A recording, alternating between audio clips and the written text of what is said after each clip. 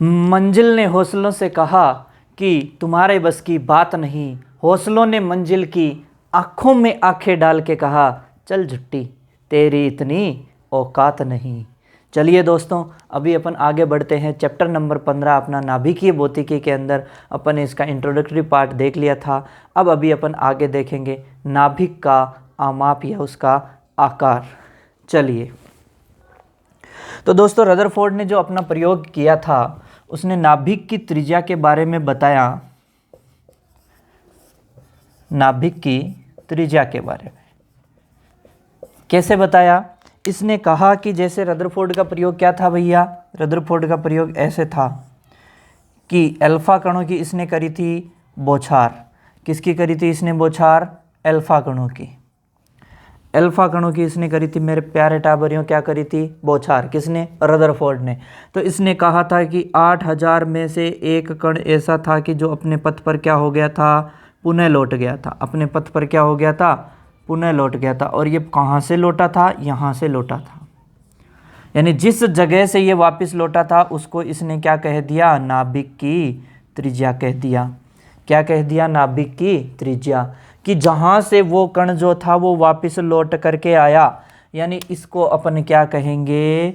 निकटतम पहुँच दूरी। क्या कहेंगे टाबरियों? निकटतम पहुँच दूरी। ये पूरा परमाणु था। इसके बीच में कौन है भैया? नाभिक। में नाभिक बना देता हूँ, सिर्फ और सिर्फ नाभिक बना देता हूँ यहाँ पे।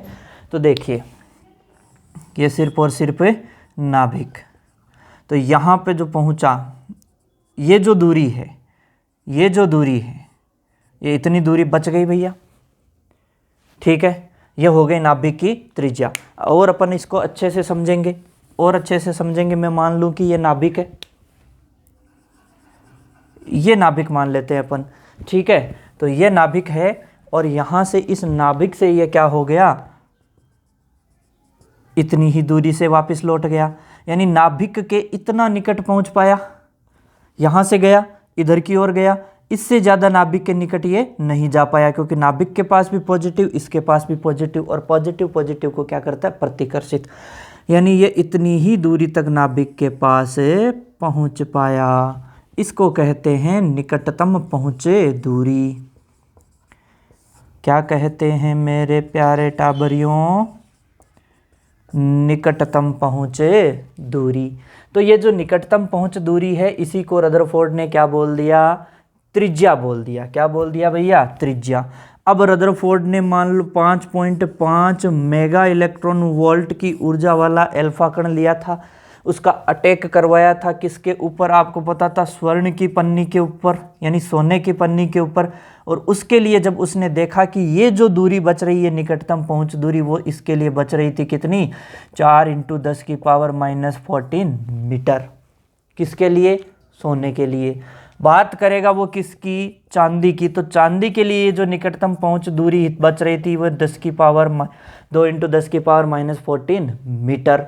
यानी इनसे क्या पता चल रहा है कि जैसे जैसे यहाँ पर अपने परमाणु चेंज हो रहे हैं, निकटतम पहुँच दूरी भी क्या हो रही है? चेंज हो रही है। और निकटतम पहुँच दूरी को ही उसने क्या कहा था? त्रिज्या। यानी त्रिज्या बदलती है। और आपको भी पता है, आवर्त सारणी में ऊपर से नीचे जाते परमाणु क्रमांक बढ़ते हैं। ठीक है, और परमाणु क्रमांक के साथ साथ कोष भी बढ़ता है, जिसके कारण उनकी त्रिज्या क्या होती है? आकार क्या होता है? तेजी से बढ़ता है। लेफ्ट टू राइट जाते हैं तो क्या होता है? घटता है। तो सबके लिए अपन देखते हैं यहाँ पर, तो त्रिज्या का फर्क पड़ता है परमाणुओं के साथ साथ। ठीक है, तो निकटतम पहुंच दूरी को त्रिज्या बोला और त्रिज्या इन दो की त्रिज्या बता दी। ठीक है, अब यहाँ पे अपन एक चीज़ देखेंगे कि जो त्रिज्या होती है, मान लीजिए नाभिक की त्रिज्या r है, तो ये जो क्या होती है? द्रव्यमान संख्या के घनमूल के समानुपाती होती है। किसके समानुपाती होती है? द्रव्यमान संख्या के घनमूल के समानुपाती होती है। तो यहाँ से अगर मैं यहाँ पर समानुपाती नियतांक हटाऊंगा तो ये आ जाएगा r = r0 a⁻1/3।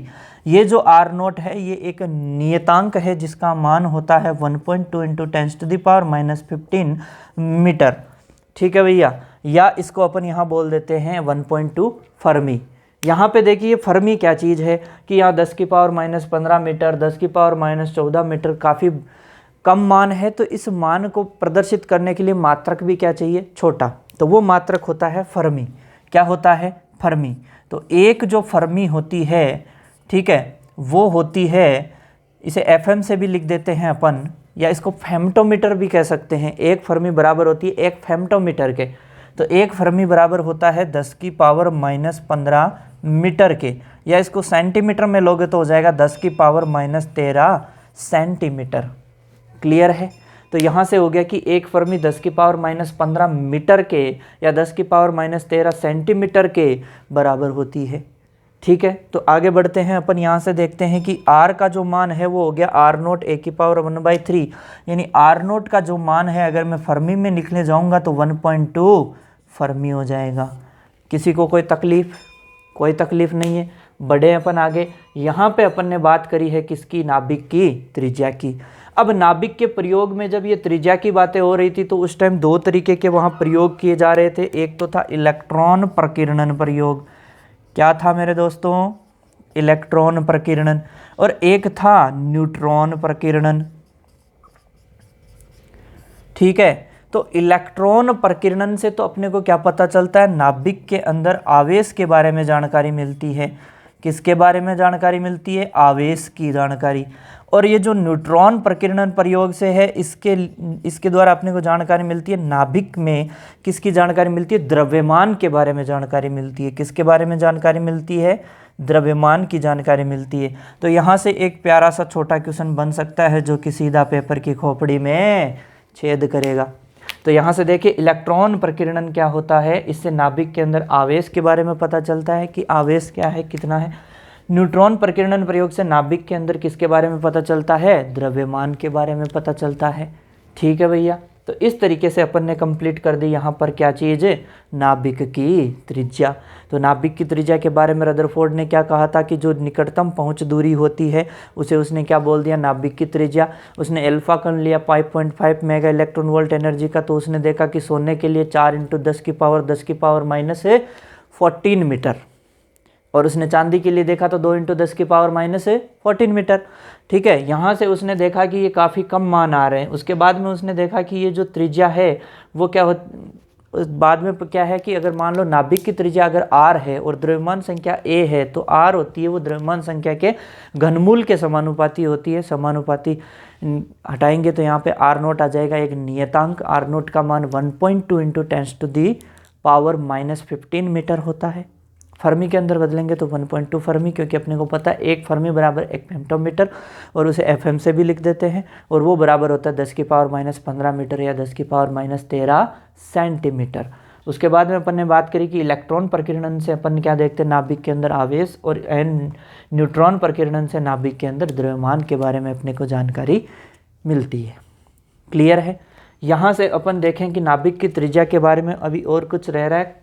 ठीक है, अब अपन बात करते हैं नाभिक के आयतन के बारे में। हाँ, एक चीज़, नाभिक की त्रिज्या अपने पास आई मोटे मोटे तौर पे 10⁻⁻15 मीटर के रूप में, या 10⁻⁻14, यानी लगभग अगर माने जाए तो इसकी रेंज है वो 10⁻⁻15 मीटर की कोटि की हो गई, मीटर की कोटि की। और आपको पता है एटम के लिए कितना आ रही थी? एटम के लिए आ रही थी 10⁻⁻10 मीटर।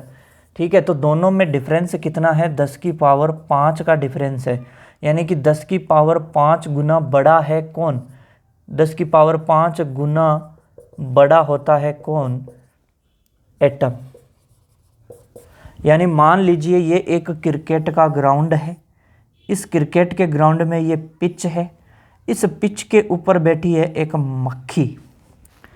क्रिकेट का ग्राउंड हो गया मान लीजिए एक परमाणु, तो जो इस पिच के ऊपर ये जो मक्खी बैठी है इतना सा होता है नाभिक। अरे इतना सा होता है चिन्या सा। ठीक है, यानी नाभिक का आकार जो है वो बहुत ही छोटा होता है, 10⁻5 गुना बड़ा होता है कौन? परमाणु। ठीक है, अब देखते हैं अपन नाभिक के आयतन के बारे में बात करते हैं। अपन ने देखा कि त्रिज्या तो है वो क्या होती है? द्रव्यमान संख्या के घनमूल के समानुपाती होती है। अभी आयतन को देखते हैं कि आयतन है वो किसके समानुपाती होता है। तो दोस्तों आपको पता है कि मान लूँ मैं नाभिक की जो त्रिज्या है वो कितनी है? कैपिटल R है। नाभिक की त्रिज्या में कितनी मान लेता हूँ? Capital R। अगर मैं नाभिक की त्रिज्या मान लेता हूँ, नाभिक की त्रिज्या क्या मान लिया मैंने? Capital R। कैपिटल R त्रिज्या का मान लीजिए कोई नाभिक है, तो उसके लिए अपन आयतन देखेंगे गोलाकार मान लेते हैं।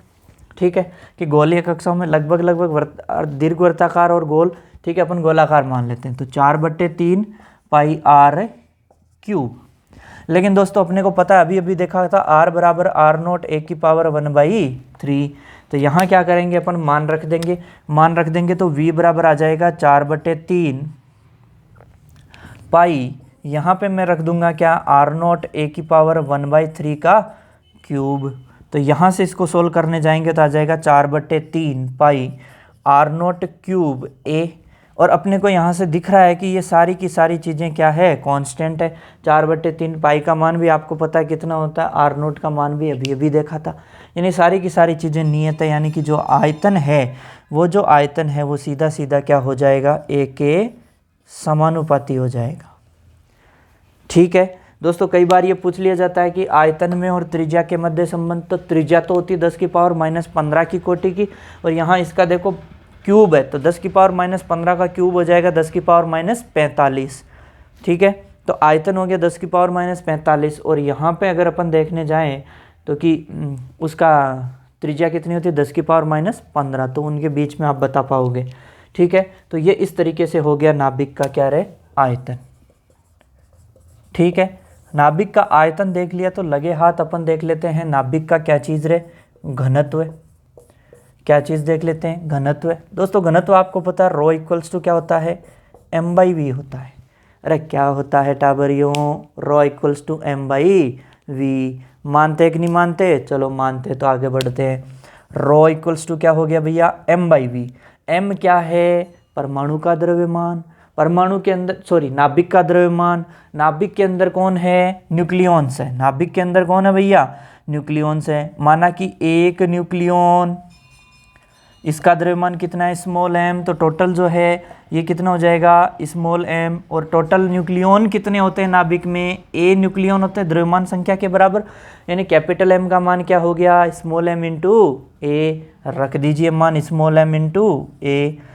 v का मान रख दीजिए 4/3 पाई, ये रहा पाई r0 cube into a, r0 cube into a। बोलो टाबरियों, a से a कैंसिल, तो रो इक्वल्स टू क्या हो गया, 3 ऊपर जाएगा तो 3/4 m पाई r0 क्यूब। बता दो द्रव्यमान संख्या के ऊपर घनत्व निर्भर करता है क्या, घनत्व द्रव्यमान संख्या के ऊपर निर्भर नहीं करता। यानी द्रव्यमान संख्या बदलेगी तो घनत्व नहीं बदलेगा, घनत्व नाभिक का फिक्स रहेगा। क्योंकि देखो सबके मान फिक्स है, सबके मान टाबरियों क्या है, फिक्स है। तो घनत्व का मान भी फिक्स आता है, और नाभिक का जो घनत्व होता है उसका मान आता है 2.3 इंटू 10 की पावर 17। 2.3 इंटू 10 की पावर कितना आता है, 17 आता है। ठीक है भैया, मात्रक क्या हो जाएगा, किलोग्राम पर मीटर क्यूब। ठीक है भैया, तो ये इस तरीके से आ जाएगा नाभिक का घनत्व। अगर अपन इसकी तुलना करें किससे, अपन इसकी तुलना करें जल के घनत्व से, तो जल का घनत्व जो होता है वो कितना होता है, रो डब्ल्यू होता है। क्या होता है, रो डब्ल्यू। तो रो डब्ल्यू होता है, उसका मान होता है 10 की पावर 3 किलोग्राम पर मीटर क्यूब। यानी नाभिक का घनत्व जल के घनत्व से कितना गुना ज़्यादा होता है। अगर अपने को पूछ लिया जाए कितना गुना ज़्यादा होता है, तो बता देंगे कि कितना गुना ज़्यादा होता है, 2.3 इंटू 10 की पावर 14 किलोग्राम पर मीटर क्यूब। यानी कि यहाँ से कितना हो गया, 2.3 इंटू 10 की पावर 14 गुना ज़्यादा होता है। ठीक है भैया, तो यहाँ से अपन आसानी से बता पाएंगे कि नाभिक का घनत्व क्या है, आयतन क्या है, उसकी त्रिज्या क्या है। बताइए, इन सब के बारे में आपको पता लग गया। ठीक है भैया, तो आयतन भी देख लिया अपन ने। आयतन तो a के सीधा सीधा समानुपाती है, लेकिन घनत्व है वो a पर डिपेंड ही नहीं करता। घनत्व क्या रहता है, नियत रहता है, फिक्स रहता है। एग्जाम में क्वेश्चन पूछ लेगा कि सिद्ध कीजिए कि नाभिक का घनत्व क्या रहता है, नियत रहता है। तो रो इक्वल्स टू m/v, यहाँ पर v आयतन पहले अपन कितना रख देंगे, 4/3 पाई r क्यूब, फिर r का मान रखेंगे वहाँ पे, तो फाइनली रिजल्ट ये निकलेगा। और a से a कैंसिल होकर के अपने पास ये आ जाएगा, और अपन बता देंगे सबके मान रखने पर ये आया है ये वाला, और अपन कह देंगे कि ये रहता है नियत, 10 की पावर 17 की कोटि का होता है। ठीक है भैया, 10^17 की कोटि का होता है। ठीक है, चलिए आगे बढ़ते हैं। अब अपने जो नेक्स्ट टॉपिक है वो है एटॉमिक मास यूनिट। क्या है भैया? Atomic mass unit. जो परमाणु और नाभिक का जो द्रव्यमान होता है वो द्रव्यमान लगभग होता है 10^-25 या 10^-27 की कोटि का, 10^-25 या 10^-27 की कोटि का, यानी कि बहुत ही कम होता है। तो यहाँ से अपन देखते हैं कि जो इसके लिए मात्रक दिया जाता है, क्या पढ़ रहे हैं अपन? एटॉमिक मास यूनिट, परमाणुीय द्रव्यमान इकाई या मात्रक, परमाणुीय द्रव्यमान मात्रक। तो इसके लिए क्या होता है? 10^-25 से 10^-27 इस कोटि का होता है।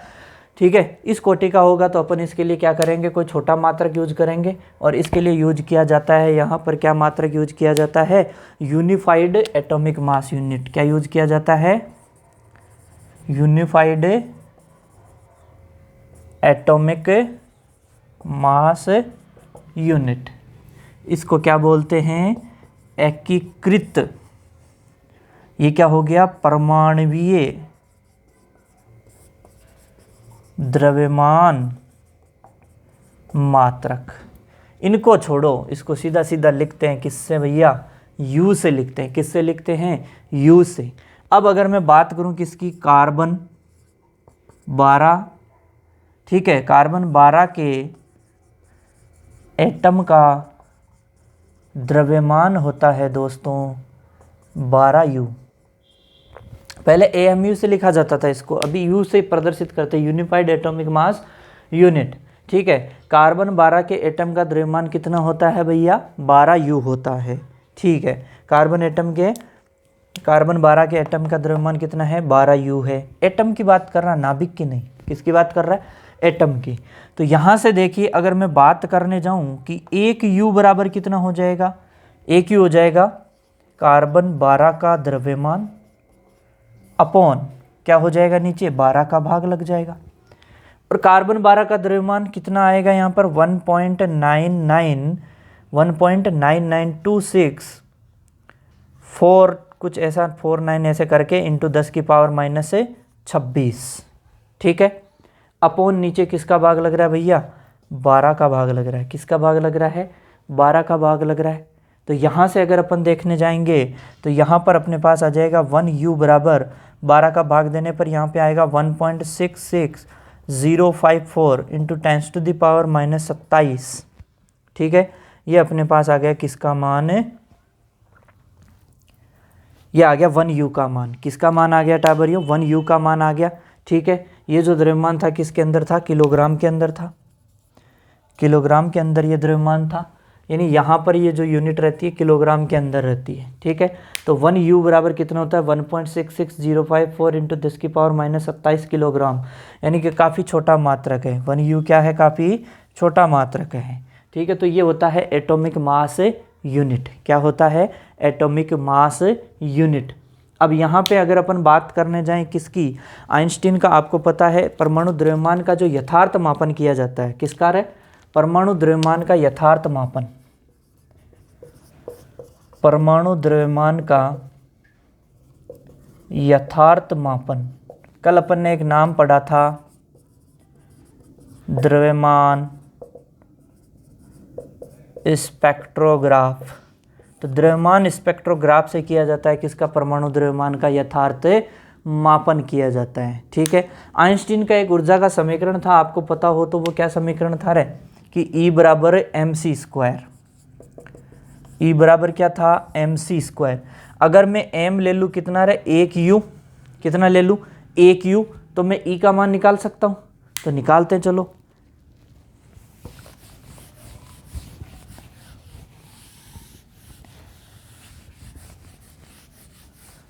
ठीक है, देखिए यहाँ से E बराबर क्या आ जाएगा भैया?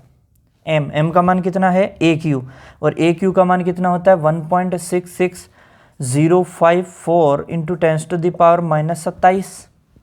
c² कितना है? 3 इंटू 10^8 का स्क्वायर। ठीक है, ये तो मान किस में था? किलोग्राम में।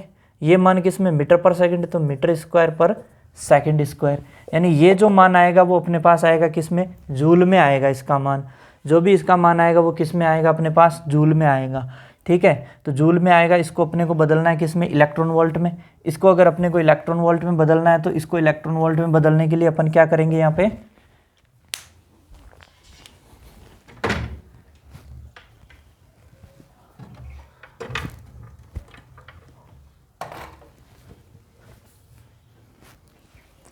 इसको बदलना है अपने को किस में, इलेक्ट्रॉन वोल्ट में बदलना है। तो इसको इलेक्ट्रॉन वोल्ट बदलने के लिए अपन भाग देंगे किसका, 1.6 इंटू 10⁻⁻19 इसका भाग दे देंगे। लाइट चली गई, थोड़ा सा प्रॉब्लम, कोई दिक्कत नहीं है। तो इस तरीके से अगर इसको सोल्व किया जाएगा पूरे को, तो E बराबर आएगा, जो अपने को याद रखना है वो याद रखना है 931.5 मेगा इलेक्ट्रॉन वोल्ट। पूरे कैलकुलेशन को सोल्व किया जाएगा तो ये मान आएगा E बराबर 931.5 mega electron volt. Very important है, वेरी इंपॉर्टेंट है, 931.5 मेगा इलेक्ट्रॉन वोल्ट याद रखना है अपने को।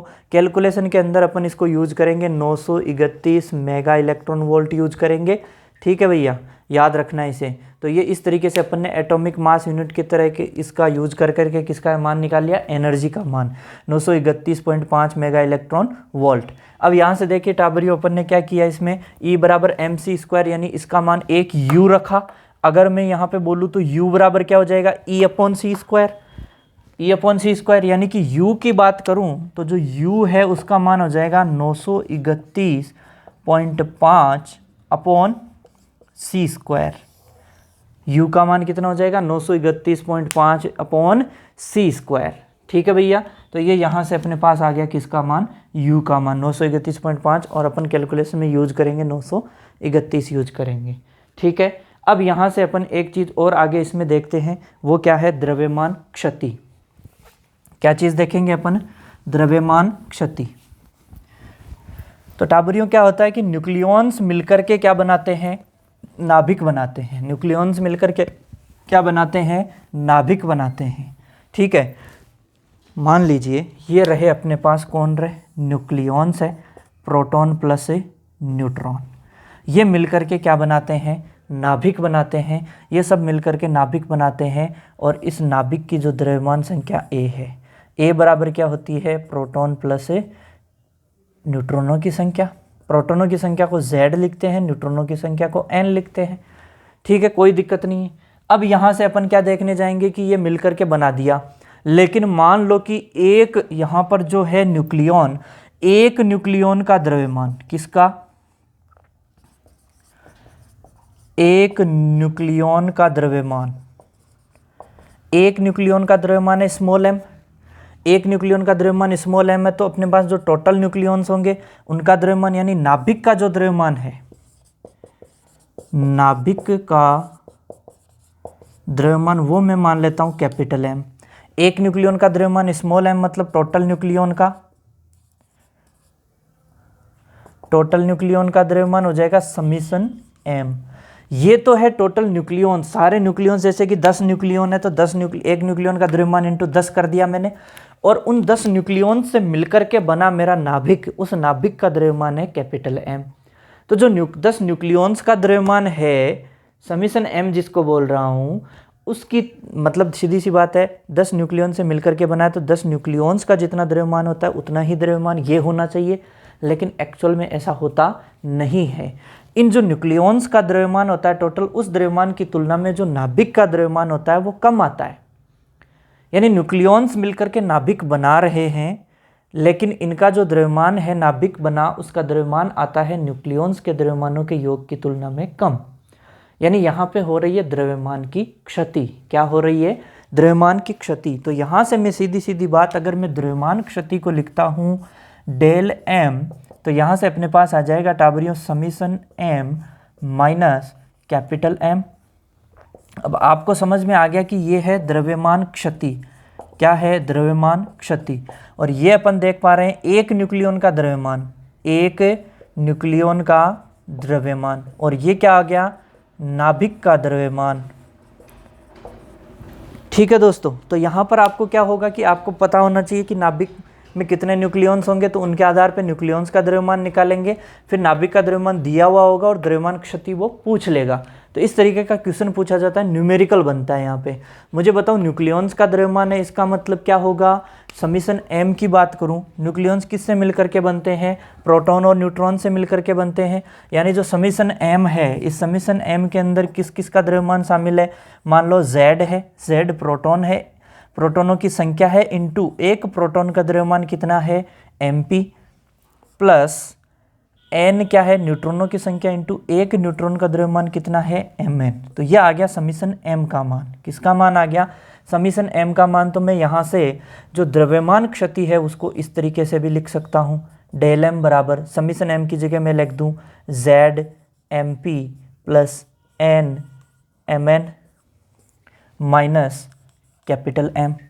ठीक है, अब मुझे एक बात बताओ, ये जो n है आपको सबको पता है कि a बराबर होता है z प्लस n, यानी n बराबर हो गया a माइनस z।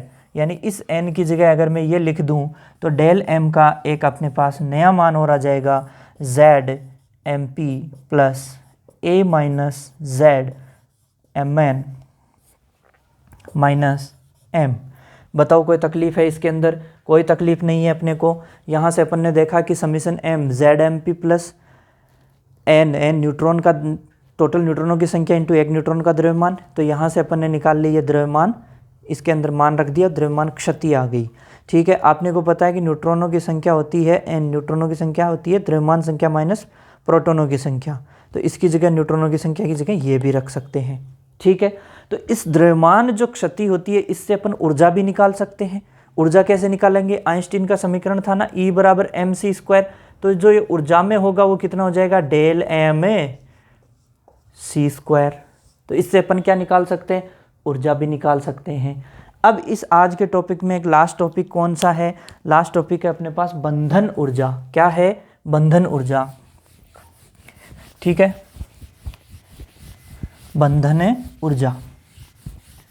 तो अब अपन देखेंगे यहाँ पर क्या चीज़ है, बंधन ऊर्जा।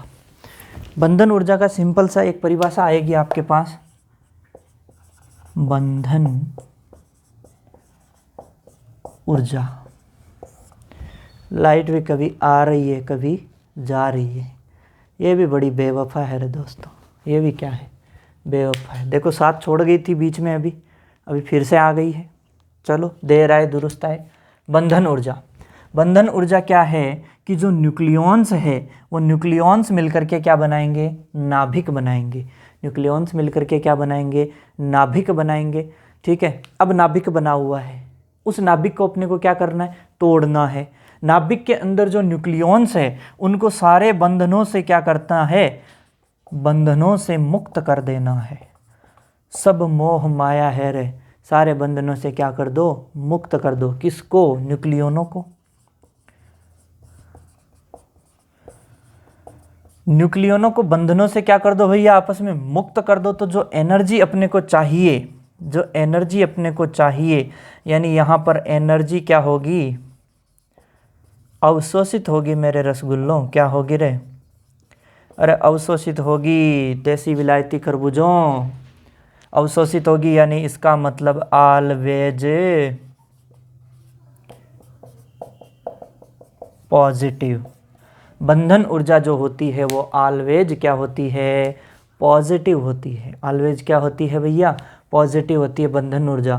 या मैं ऐसे बोल दूं कि जो न्यूक्लियॉन्स है उनसे मिलकर के क्या होता है, नाभिक बनता है। तो न्यूक्लियॉन्स के संलयन से जो नाभिक बनता है, और नाभिक जो न्यूक्लियॉन्स के संलयन के दौरान जो ऊर्जा मुक्त होती है, तो संलयन के दौरान क्या होती है ऊर्जा, संलयन के दौरान ऊर्जा क्या होती है, मुक्त होती है। किसके संलयन के दौरान, न्यूक्लियॉन्स के संलयन के दौरान। न्यूक्लियॉन्स के संलयन के दौरान ऊर्जा मुक्त होती है, उसे ही क्या कहते हैं, बंधन ऊर्जा कहते हैं। तो दो परिभाषाएं होगी, या तो क्या है, जो न्यूक्लियॉन्स है उनको नाभिक से पूर्ण, नाभिक का जो बंधन है उससे क्या कर दो, मुक्त कर दो। यानी नाभिक का क्या कर दो, विखंडन कर दो यहाँ पे। तो न्यूक्लियॉन्स को बंधनों से मुक्त करने के लिए जो ऊर्जा चाहिए वो क्या होती है, बंधन ऊर्जा होती है। यानी ऑलवेज पॉजिटिव होगी, एनर्जी अवशोषित होती है, अपने को एनर्जी देनी पड़ेगी। लेकिन अगर न्यूक्लियॉन्स का संलयन करके नाभिक बनाओगे, उस दौरान जो ऊर्जा मुक्त होगी उसे भी क्या कहते हैं, बंधन ऊर्जा कहते हैं। ये बंधन तो प्यार का बंधन है रे टावरियों, किसका बंधन है, प्यार का बंधन है। प्यार व्यार में पढ़ना नहीं है और अपने को रिजल्ट देना है, ठीक है भैया। चलिए, तो बंधन ऊर्जा, बंधन ऊर्जा की एक और बात बोल सकता हूँ मैं, एक और क्या बोल सकता हूँ कि द्रव्यमान क्षति होती है अपनी, डेल एम होती है। उस डेल एम के कारण जो ऊर्जा उत्पन्न होती है, इस द्रव्यमान क्षति के कारण जो ऊर्जा यहाँ पर निकलती है, या द्रव्यमान क्षति के कारण ऊर्जा की जो हानि होती है या ऊर्जा उत्पन्न होती है, उसके लिए भी क्या होगा अपने पे यहाँ पर, उस ऊर्जा को क्या कहेंगे, बंधन ऊर्जा। यानी ये ऊर्जा किसके बराबर होगी, बंधन ऊर्जा के बराबर होगी। तो किसी के लिए भी अपने को बंधन ऊर्जा पूछ ली जाए न्यूमेरिकल के अंदर, तो पहले द्रव्यमान क्षति निकालनी पड़ेगी, फिर जो निकाली गई द्रव्यमान क्षति है उसको क्या कर देंगे अपन, c²। तो ये क्या हो जाएगा, बंधन ऊर्जा आ जाएगी अपने पास। क्या आ जाएगी भैया, बंधन ऊर्जा। ठीक है भैया, तो आज के लिए इतना पर्याप्त है। अभी नेक्स्ट वीडियो में अपन और आगे देखेंगे। लगे रहिए भैया। चैनल पे अगर नए हो तो सब्सक्राइब कर दीजिए, पुराने हो तो कमेंट कर दीजिए, लाइक कर दीजिए। ठीक है भैया, ओके।